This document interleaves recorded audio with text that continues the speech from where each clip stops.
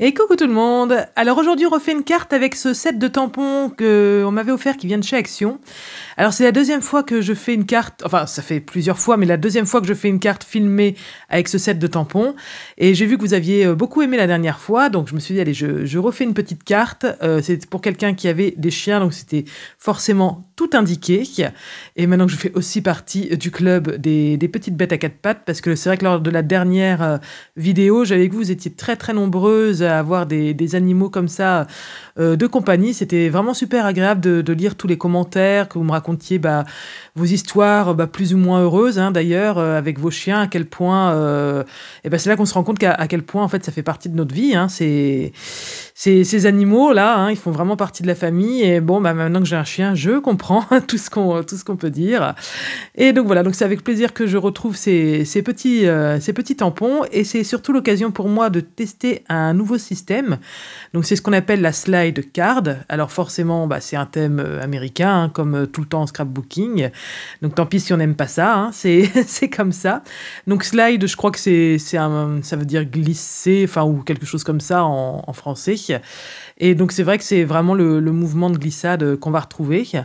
Donc c'est un système qui n'est pas du tout nouveau, hein, que moi j'ai fait il y a des années. Enfin, ça existe depuis très longtemps, mais en fait avant, c'était le système D. Fallait se débrouiller, fallait fabriquer un petit peu son truc, un peu comme des fois certains pop-up qu'on va faire avec des pliages, tout ça. Des fois après ils sortent les dies pour les faire, mais ça peut en fait très bien se faire. Ça se pratique souvent depuis bien longtemps, mais avec un système un peu fait maison.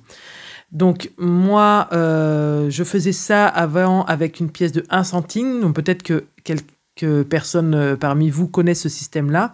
En fait, il fallait mettre une pièce de 1 centime, il fallait découper un petit rond en mousse 3D et remettre une pièce de 1 centime sur laquelle on collait son petit élément décoratif. Et en fait, après, le long d'une petite fente, ça venait glisser et tourner.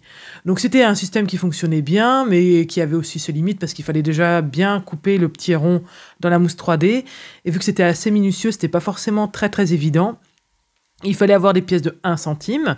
Donc le gros avantage, c'est que quand on en avait, ça permettait de s'en servir, parce que c'est vrai que ces pièces-là, on sait jamais trop quoi en faire. Mais voilà, donc déjà, il fallait aller chercher son porte-monnaie, et puis voilà, il fallait avoir sa petite réserve de pièces. Donc voilà, et en fait, c'est ma sœur qui a trouvé ce système-là sur AliExpress, ou Wish, enfin peu importe, c'est les mêmes produits sur les deux sites, hein, et qui a acheté, et franchement, pour quelques centimes... c'est vrai que je vous avoue que c'est très très pratique, ça fonctionne super bien.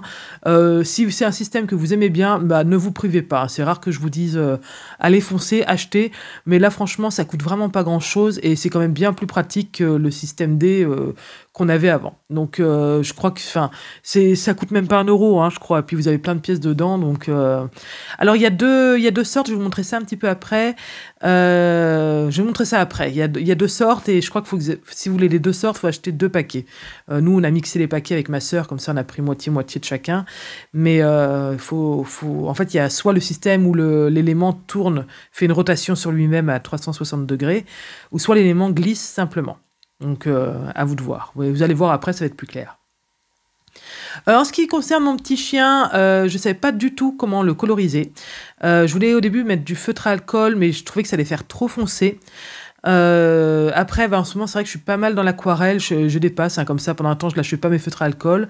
Maintenant, j'y touche beaucoup moins. Là, je suis à fond dans l'aquarelle, alors qu'avant, je m'en servais pas. Donc, c'est vraiment par passe. Et donc, mais l'aquarelle, ça allait pas avec la carte. C'était pas trop l'ambiance, hein, c'était pas trop le thème un peu de la carte. Et donc, j'ai ressorti mes feutres... mes crayons de couleur aquarelle.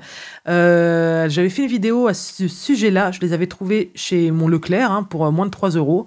Et donc voilà, ça, c'est très bien, c'est colorisé, mais sans que ça soit trop pigmenté, donc c'est parfait.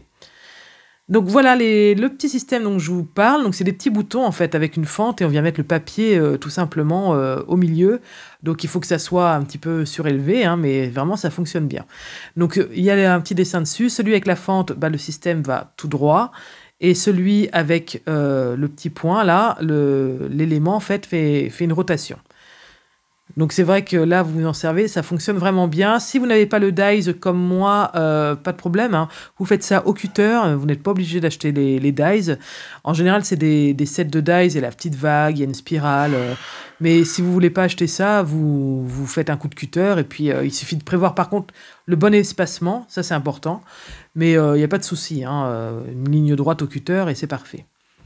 Donc là, mon petit chien, vous voyez, je l'ai séché parce que bah, forcément, comme c'était du crayon de couleur aquarelle, bah, je me suis servi d'eau. Et comme c'est gondolé, bah, en général, quand je fais... c'est un système que je fais souvent parce que je fais souvent des fonds patouilles aquarelle. Et là, les feuilles gondolent. Donc le temps que vous fassiez autre chose sur votre carte, vous mettez le papier en fait dans vos plaques de découpe. Un peu sous les rouleaux sans trop serrer non plus, sinon ça va marquer, ça va pas être joli. Mais un petit peu, mais même 5 minutes, vous voyez là, ça ressort tout plat. Donc ça, c'est un truc que je vous conseille de faire, parce que c'est vrai que bon, même si on met du papier épais, on met des fois tellement d'eau que bah, forcément, ça finit par travailler un petit peu. Donc là, on est sur une carte qui change un petit peu de ce que j'ai l'habitude de faire. On est plutôt sur une carte avec un style clean. Donc ça, c'est vrai que le style clean, c'est pas trop ma zone de confort.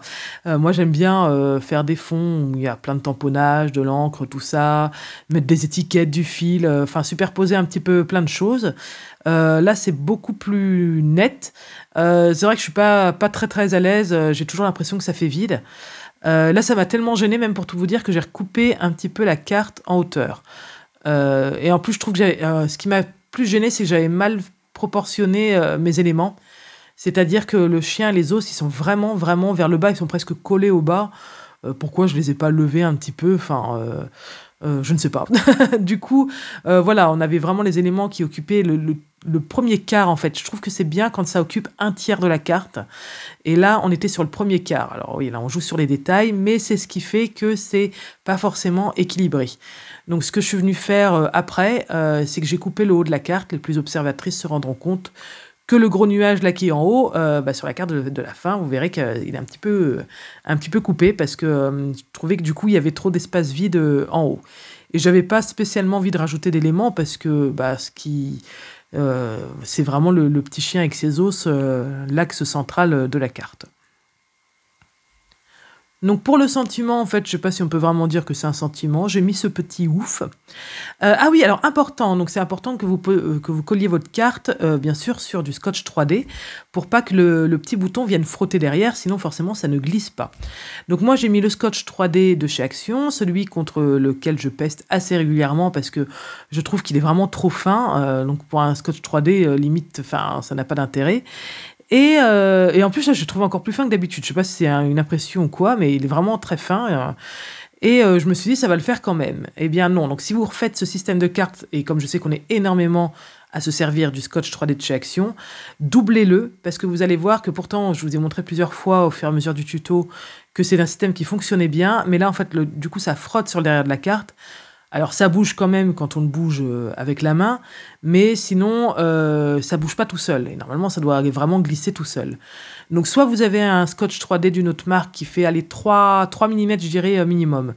3-5 mm, mais si vous prenez celui d'Action, doublez-le au minimum parce que bah, moi je ne l'ai pas doublé, vous voyez, c'est pas assez. Hein. Alors bon, ça fait son petit effet quand même, hein, mais c'est bien aussi quand ça bouge tout seul. C'est pas...